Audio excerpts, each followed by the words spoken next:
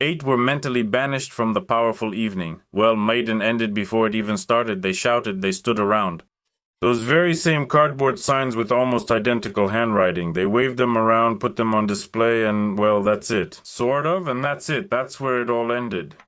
The only problem was they almost detained some military guy there. If you were expecting tense tea, a good mood, like on Maidan in 2014, then none of that was there. And the people who went out there, some were asked, why are you here? They didn't even know how to spell, say, Fedorov's last name or what they were standing for. Well, in general, it was extremely strange. By the way, subscribe to the channel if you haven't yet. It's surprising but true that some people haven't subscribed to this channel, so subscribe. And here we're told that people were shouting shame when they tried to detain a representative of the military law enforcement service at the rally against the dismissal of Defense Minister Fedorov. I don't even know what that is, probably military police. According to eyewitnesses, they tried to detain one of the servicemen. Then the participants of the rally started chanting shame and together defended that very serviceman. There's a video where they tried to arrest this serviceman. They found Cuckoo. He doesn't care. But all of this looks extremely strange and doesn't look anything like forced mobilization roundups. When the guys from the draft office guys, those manhunters, beat people up, twist their arms, sometimes even break them. But here, people immediately started shouting shame as soon as something happened. And the situation was commented on by Sternenko. According to him, military law enforcement officers really did try to detain the servicemen, but eventually left the scene after the participants reacted. At the same time, Sternenko doesn't defend people grabbed in mobilization raids at all. He doesn't really care, to be honest. But there, it's either some barber or maybe a real soldier. It's impossible to understand what happened there, but they nearly detained him. This is lawlessness. Right away, this very Podolyak who was talking about coffee in Yalta started showing off his expertise. And Podolyak said that there's already democracy in Ukraine, that it's already as democratic as it can get. Let's listen to what Podolyak said. Well, the fact that people are taking to the streets is an interesting symptom. Yes, a symptom of democracy. Yes, the symptom is that they have the same cardboard signs and some of them have the same handwriting. Yes, that's a symptom. And the fact that people are taking to the streets is of course good, but what was the point of going out if things still didn't turn out the way they hoped? And in my opinion, the government is falling apart altogether. Let's finish Podolyak now since we've heard Sternenko, then we'll listen to the others. He is, again, likable. People are coming out because they feel the need to support. People are coming out against the resignation. Mikhail, that's interesting too. What? People are coming out against the resignation. That's very interesting because usually people mobilize faster if someone needs to be dismissed. People mobilize. It sounds kind of strange. It's like I mobilize, you mobilize. It's clear what this mobilization is for. I mean, he means internal forces and external ones too, not the mobilization of the participants of this so-called not quite Maidan. But it sounds interesting. This reflects Fedorov's reputational capital, but I only support President Zelensky. This person always has the same pretty words. He always uses them. I think he learned them that way, nicely lined up in a column. You can learn 5 words a day or 10. And then he says he just throws around words like, I advocate for this person, then I feel reverence for that one, then something else. Like, it correlates, and it sounds smart. But in reality, you look at it, well, the form is there, but the content, as that very Kurizin Alexander Nevsky, the great actor, also used to say, that vodka is inside, the bottle is outside, hinting at that very duality of form and content. Well, let's move on. Look, there's a rally in connection with Fedorov's resignation. What is known about it? It turns out there was an event in support. And there were events in other cities, but there in Mykolaiv actually only 16 people came out on the steps and sat, somewhere even fewer, somewhere a bit more. And in Kiev it was the most active nest of this opposition, so to speak, not too long ago as well. Well, and Fedorov was fired, and now they've already appointed someone as acting. I almost said concern instead. Well, in general, yes, the acting head of the SBU, Kamara, was appointed Minister of Defense. Now, for the first time, a military man has become the Minister of Defense, because according to Ukrainian law, the minister must be someone from the SBU, strictly a civilian. And now, once again, they'll either have to amend the constitution and make changes to it, or just shrug it off and say, it'll do as it is, which is basically what's been happening in recent years. Let's see what happens next.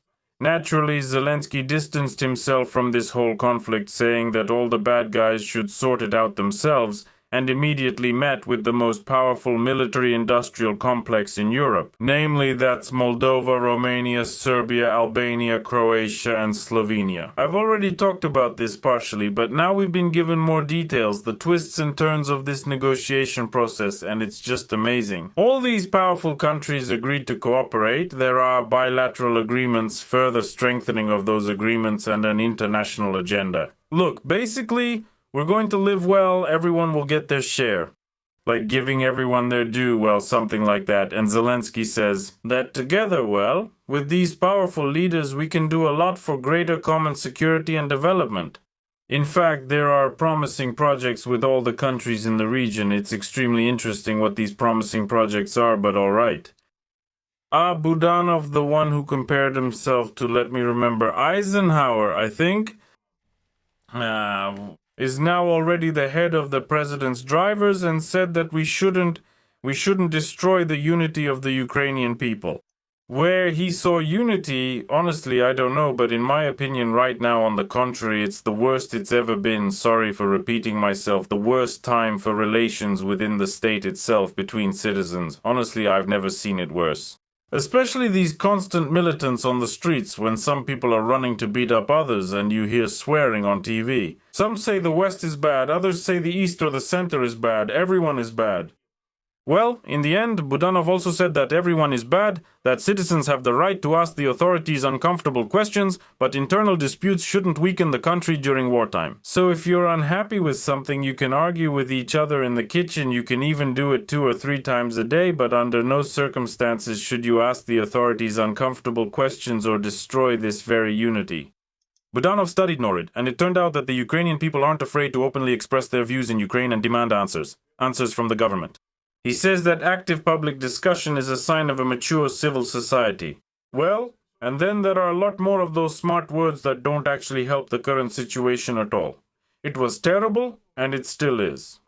But the official says that we have no right to let emotions or arguments weaken our main strength, launching Prytula's satellites into space.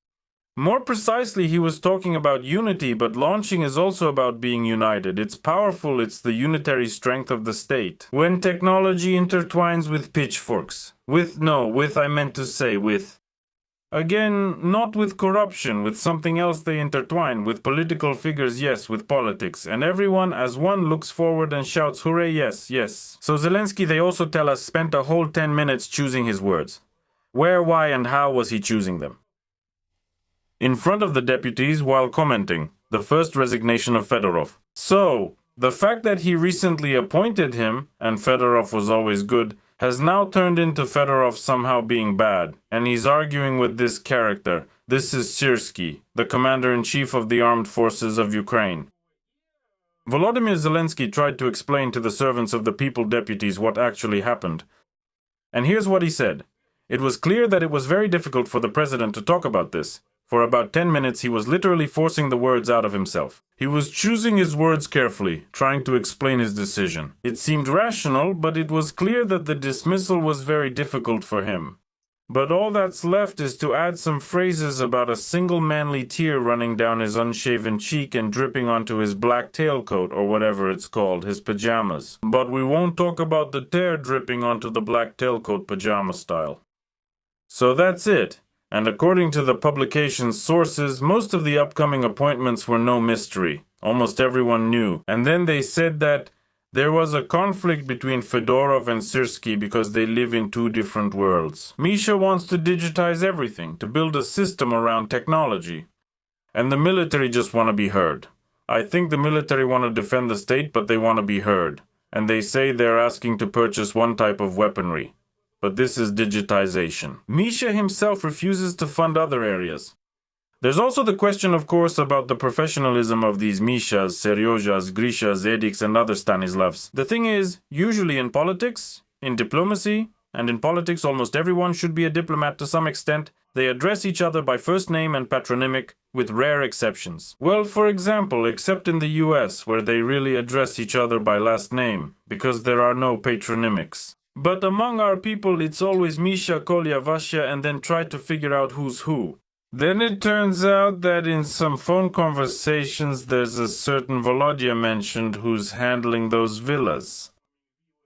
Well, since we were told that these villas, one of the initiators and beneficiaries turned out to be Putin, suddenly some Ukrainian deputy commented on it, or maybe not a deputy, but anyway, one of the influential leaders said it so we can be calm. So, calm. It turns out that Putin from Moscow is overseeing the construction of a mansion next to the mansion of Yermak, Kernishov, and Mindich. That was a wonderful, wonderful speech. We listened to it together with you a few weeks ago. It's impossible to forget it. Then Fedorov himself claims that it turns out Ukraine is selling lies, chaos, and irresponsibility. Just like that, it's that simple. So, you stopped being a minister here, and now it turns out that everything is bad. Before, you used to say that everything was fine. Ukraine in a smartphone, or rather digital Ukraine, everything was fine with it, but now it's not. Now everyone is selling chaos and lawlessness. Fedorov says the following. We made a mistake that should not be made when launching major transformations involving a large number of people. We didn't talk to the Ukrainian people, Fedorov worries. Can you imagine? They don't talk to the Ukrainian people. That's how it is. The Ukrainian people are terribly worried. It turns out nobody talks to them, and apparently they used to talk to them before. And regarding the agreement with the US, according to which valuable Ukrainian resources and minerals are sent to the US. And regarding the war itself, and the Muvavira army, and the constitution itself, apparently they used to talk to the people before. Listen, people, what do you think? Should we try to cram what cannot be crammed into the constitution and push NATO in there and push those interests in? In terms of dividing believers there, or in terms of dividing language interests, these groups, stratification and diversification. But the people apparently said yes, because everything was divided, destroyed, redone, rewritten. But it's good that Fedorov realized all of this. But then he also says that the problem of mobilization cannot be solved without a new social contract. He means the social contract as well. This is between the state, the states, and the people, when the state protects the people, and in return, the people are obliged to serve the interests of the state. This in general is called a social contract, simply put. Well, and here he gave some examples of mobilization-related stuff, but it all looks very strange. Then Fedorov stated that he did not give Zelensky any ultimatums, like either me or Sersky. He publicly explained what actually happened. And now he said, I will learn to work with him. And that's the president, because after all, our client is the Ukrainian people. If you want me to explain this, I can't, because I don't understand what this Ukrainian narid has to do with it. They just crammed it into everything. I just don't know what to say. I start bringing up narid. So, if someone asks me there like, hey, where's your favorite coffee mug? I'll start saying, now is not the time to talk about property. Now is not the time to talk about material things. Because people are suffering, people don't have objective information about what's happening, and material things can confuse people. We don't ask him what to do, which direction to move, which mugs to make where, and that's why we are striving for unity. That's how I would put it. If you also want me to explain it to you, I won't explain it. It's just a set of phrases. You can speak relatively beautifully, but it's meaningless. That's how it happens. There, Fedorov suddenly called for something. He used to say that he didn't set any conditions for Zelensky like me or Sersky, and now suddenly he's saying that he called for Sersky's resignation. All of this is happening suddenly too. Defense Minister Fedorov confirmed the open conflict during the briefing. And Sersky says he's not ready to openly talk about the problems face to face. He's ready to cause trouble at meetings, scheme, and think that someone is ordering campaigns against him. And instead of figuring out how to defeat Russia asymmetrically, he came up with a way to divide the country. In short, apparently Sersky is to blame for dividing the country, not anyone else. I see, the Tsar is actually extremely good. He is on an unattainable level when it comes to his moral qualities. And he looks down on all of us from on high. Basically soaring on the wings of glory. Pick whatever you want here. Again, all these explanations are strange. So in the end, they removed Fyodor Fedorov without much thought and put in this very person, Yevgeny Khmara. Yevgeny Khmara was introduced as a specialist in technological strike operations. Zelensky said he discussed conducting long-range operations against Russia with him. Kamara has a lot of unprecedented experience in various operations. Kamara is known as one of the leaders of the operations to liberate Snake Island in 2022, so 6 years have passed. Great experience. It's relevant. It's modern. During the war, Ukraine will really need it. There are a huge number of islands that need to be liberated, and that's exactly why Kamara's experience won't be useful, and I think maybe they'll even find some new islands. And finally, here we have that very Fedorov making some kind of statement. Well, and to meet with the president to definitely discuss this issue once again, we will discuss it, and today we will do so with him as well. Розмову по телефону. We had a great phone conversation with the president, and I think it's a great idea to talk as often as possible. It's not just about going to other countries. And at that time, by the way, one of the publications released an article called Friends Germany by Britta Britain. You're arrogant as hell, basically. Who? Sorry for the expression, but which of Ukraine's partners is the biggest pain in the ass? They're searching in St. Petersburg like a nursery rhyme. The Englishman, Mr. Kopp, looks through a long telescope and, well, Allah, but he doesn't see anything that's right under his feet. It may not be exact, but the meaning is clear. And these British and French people are also looking somewhere far away, while something is clearly happening in their own country. Yes, in the West, all the leaders are doing about the same thing now. They look somewhere far away, think about lofty eternal things. But in the end, it turns into chaos inside the country. And people are getting poorer. People, excuse my language, aren't getting dumber on their own. It's just that the level of education is seriously declining now. That's why all these things have appeared. Alright, let's not get into that now. Let's look at friendly leaders instead and stop complaining about the reality around us. Now they're going to tell us what's what and how to deal with it. So today on TV we have this wonderful character here. We are as satisfied with our work as possible, but unfortunately, our work did not yield any results. And that's why we need to listen to those who know how to work in a way that brings results. There you go. Quite the character, because this is the first time I've seen this. He has a net in the kitchen. Maybe I'll put up a net for myself too. Where's my net? Now the two of us have nets together.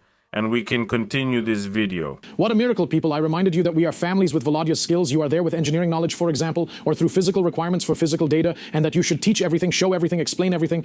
Well, of course, you can show it. The grove is there. Here you have a rifle. You run into the grove with the rifle and try to survive, but everything is fine. The instructions will be kind. I think people still have this stereotype that only combat roles are needed in the military today, especially, let's say... Again, just another one. Another of the thousands of talking heads who say that this is the impression people get, that you have to grab a rifle right away and run to the front, but it turns out that's not the case. It turns out you can be a cook, a carpenter, a porter, a deputy, even a president in the army. No one will say a word to you. Those are infantrymen, but that's far from the whole story. For one combat soldier to complete a mission, at least 3 or 4 people are needed in the rear. That's why there are also non-combat positions. And they shove you into a van, it turns out, just to immediately take you somewhere to the 10th line of defense and make you an accountant. That's how I see it. So they put these guys straight into the van. And then they bring you to some office with a pool, with coffee, with drinks everywhere and say, "This is your home now, dear comrade." That's with a Cossack look. No one seems broader than Ukrainians. Apparently that's how it goes. Then there's another character who says that even Europeans will have to hold weapons in their hands. Obviously, this is a military man, probably. I don't know who it is.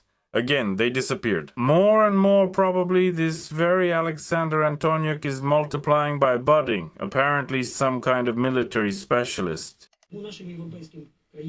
Be clearly prepared for what you will have to do in Rome. You have weapons in your hands, as befits such a rank, maybe. This will be in the next lesson.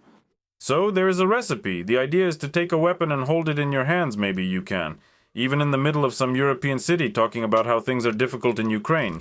Well, but you can't support nonsense. So then what? And then there are also all these fighters who talk about how good life is in the army. Obviously that's it. A girl in a perfectly clean ironed uniform was just sitting in a trench. And they pulled her out of the thick of battle, dragged her out and sat her down somewhere nearby, maybe in a Dota in some little restaurant. But now they are telling each other what's going on. People, letters, deliveries wrote from Rome, not Povesky. Do not report to the territorial recruitment centers. Why? Why don't they arrive at the recruitment center after the summons has arrived?